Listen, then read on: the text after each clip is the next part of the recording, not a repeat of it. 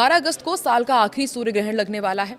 इसकी शुरुआत भारतीय समय के अनुसार रात 9:04 के आसपास होगी और इस सूर्य ग्रहण का मध्य समय यानी कि पीक टाइम रात 11:16 पर होगा। ग्रहण का समापन 13 अगस्त को देर रात 1:27 पर होगा और ये सूर्य ग्रहण कर्क राशि में अश्लेषा नक्षत्र में लगेगा और हिंदू पंचांग के अनुसार सूर्य ग्रहण हरियाली अमावस्या के संयोग में पड़ रहा है। ये सूर्य ग्रहण भारत में दृश्यमान नहीं होगा और न ही इसका सूतक काल यहाँ पर लागू होगा, इसलिए भारत में रहने वाले लोगों पर इसका कोई खास प्रभाव नहीं रहने वाला है। तो साल के इस आखिर सूर्य ग्रहण से जुड़ी हर महत्वपूर्ण जानकारी आपको इस वीडियो में देते हैं। नमस्कार, मैं हूं आकांक्षा और आप देख रहे हैं न्यूज़ 18 का डिजिटल प्लेटफॉर्म। सूर्य ग्रहण के समय मंगल और शनि एक दूसरे से केंद्र में स्थित हैं। पंचम भाव में ग्रहण लगा हुआ है। राहु और मंगल निकट अंशों में है और ज्योतिषविदों का कहना है कि इस ग्रहण से दुनिया भर में जलीय और प्राकृतिक आपदाएं आ सकती हैं। बाढ़ या ग्लेशियर पिघलने जैसे आपदाओं का खतरा भी बढ़ सकता है और सत्ता में उच्च पदों पर बैठे लोगों की समस्या बढ़ सकती है और सत्ताधारियों के खिलाफ जनता का विरोध भी बढ़ सकता है। अब आपको बताते हैं कि सूर्य ग्रहण के दौरान आपको क्या कुछ नहीं करना है। देखिए, ग्रहण की अवधि में कुछ भी खाने पीने से बचें। कोई महत्वपूर्ण या नया काम आप शुरू करने जा रहे हैं तो आप थोड़ा रुक जाइए, सूर्य ग्रहण के बाद उसे आप जरूर कर सकते हैं। और सूर्य ग्रहण को खुली आंखों से बिल्कुल नहीं देखना है, क्योंकि हम जानते हैं कि उस दौरान जो रेज आते हैं, जो रेडिएशन होता है, वो हमारे लिए बहुत नुकसानदायक होता है। इसे आप फिल्टर ग्लास की मदद से ज़रूर देख सकते हैं और सूर्य की सीधी किरणों के संपर्क में आने से भी आपको बचना होगा। इस दौरान नुकीली या फिर धारदार वस्तुओं के प्रयोग से भी आप बचें। ग्रहण की अवधि में फल या सब्जियां काटने छीलने से बचें। छोंक, तड़का या फिर खाना बनाने से भी आप बचें। सूर्य ग्रहण के दौरान आपको क्या करना चाहिए वो भी आपको बता दें। देखिए, भगवान की आराधना कीजिए, मंत्र जाप कीजिए और शांत मन से पूजा पाठ कीजिए।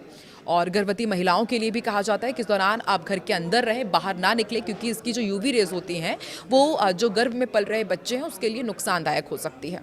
ग्रहण समापन के बाद स्नान करें। ग्रहण के अगले दिन सुबह सूर्य से जुड़ी चीज़ों का दान करें। सनातन धर्म की मान्यताओं के अनुसार सूर्य ग्रहण हमेशा अमावस्या तिथि पर ही लगता है। मान्यता है कि स्वर भानु नामक राक्षस, जिसका सिर धड़ से अलग होने के बाद वो राहु कहलाया था, अमावस्या के दिन सूर्यदेव को ग्रस लेता है। कब सूर्य ग्रहण लगता है ये भी आपको बताते हैं। देखिए, खगोल विदों के अनुसार, आपने बचपन में भी इसे सुना होगा कि जब सूर्य और पृथ्वी के बीच चंद्रमा आ जाता है तो चंद्रमा की छाया पृथ्वी पर पड़ती है। जहाँ ये छाया पड़ती है वहाँ या तो सूर्य दिखाई नहीं देता है या फिर सूर्य का बड़ा हिस्सा काला दिखाई देने लगता है। इसी खगोलीय घटना को सूर्य ग्रहण कहते हैं। अब सूर्य ग्रहण कहाँ कहाँ दिखेगा ये भी आपको बता देते हैं। सूर्य ग्रहण भारत में नहीं दिख रहा है और ना ही इसका सूतक काल यहाँ पर असरदार रहेगा। सूर्य ग्रहण उत्तरी प्रशांत महासागर, पश्चिमी यूरोप, पश्चिमी अफ्रीका, उत्तरी अमेरिका में दिखेगा। ग्रहण का जो मुख्य मार्ग है वो ग्रीनलैंड, आइसलैंड और उत्तरी रूस से होकर गुजरेगा। ऐसे में स्पेन और पुर्तगाल के कुछ हिस्सों में पूर्ण ग्रहण देखा जा सकेगा।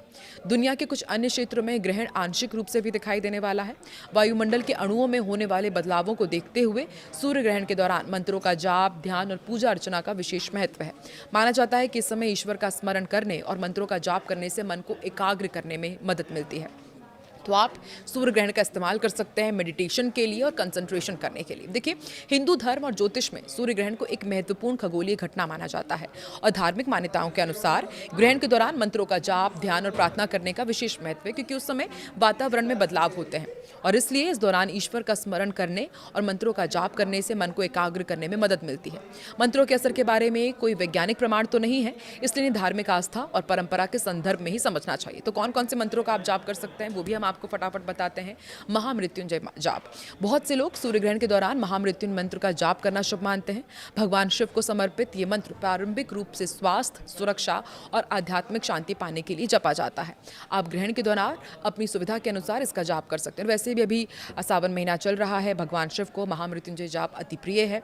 गायत्री मंत्र का भी आप जाप कर सकते हैं। इसका संबंध सूर्यदेव और ज्ञान के प्रकाश से है, इसलिए सूर्य ग्रहण के दौरान इसका अधिक से अधिक आप जाप करेंगे तो जो लोग नियमित रूप से मंत्रों का जाप करते हैं वो इस समय शांत मन से इसका पाठ कर सकते हैं।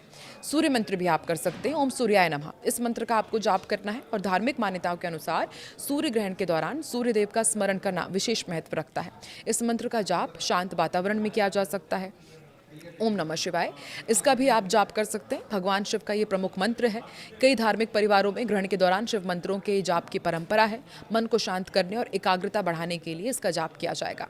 महामंत्र, कई भक्त हरे राम, राम राम हरे हरे, हरे कृष्ण कृष्ण कृष्ण हरे हरे, इसका भी जाप करते हैं। ये महामंत्र कहलाता है और वैष्णव परंपरा में इसे एक महत्वपूर्ण महामंत्र माना जाता है और ईश्वर के स्मरण के लिए इसका जाप किया जाता है।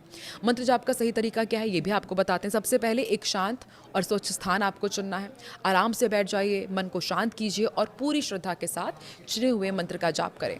उच्चारण पर ध्यान दीजिएगा और जाप करते समय मन को भटकने से रोकना महत्वपूर्ण है। आप जपमाला को उपयोग कर सकते हैं या बिना माला के भी आप जाप कर सकते हैं। ग्रहण के दौरान धार्मिक रीति रिवाज अलग अलग परंपराओं और परिवारों में अलग अलग हो सकते हैं, इसलिए किसी विशेष अनुष्ठान या फिर व्रत का पालन करने से पहले अपनी पारिवारिक परंपराओं या फिर किसी आध्यात्मिक गुरु से आप परामर्श जरूर करें। इसके अलावा नंगी आंखों से सूर्य ग्रहण को सीधे ना देखें। आंखों को गंभीर नुकसान से बचाने के लिए उचित सोलर फिल्टर, चश्मों का या फिर किसी इंस्ट्रूमेंट का आप उपयोग कर सकते हैं। तो शास्त्रों में ग्रहण और सूतक काल को लेकर बहुत ही स्पष्ट नियम बताए गए हैं। नियम के अनुसार सूतक काल केवल वही लागू माना जाता है जहां ग्रहण आंखों से दिखाई देता है। यदि ग्रहण किसी स्थान पर दृश्य नहीं है तो वहां सूतक के नियम प्रभावी नहीं होते। इसलिए ये सूर्य ग्रहण भारत में दिखाई नहीं देने वाला है, इस वजह से यहाँ सूतक काल का कोई प्रभाव नहीं पड़ेगा। लोगों को किसी भी तरह के सूतक नियमों का पालन करने की जरूरत नहीं है। सामान्य दिनों की तरह ही सारे काम किए जा सकते हैं। इस शास्त्रीय नियम को जानकर लोगों का संशय पूरी तरह दूर हो जाता है। ग्रहण के दौरान अक्सर शुभ कार्यों को करने से बचा जाता है, लेकिन इस बार स्थिति पूरी तरह अलग है। सूतक काल लागू ना होने की वजह से भारत में शुभ कार्यों पर कोई रोक नहीं होगी। दैनिक जीवन की सभी गतिविधियां पहले की ही तरह सामान्य रूप से चलती रहेंगी।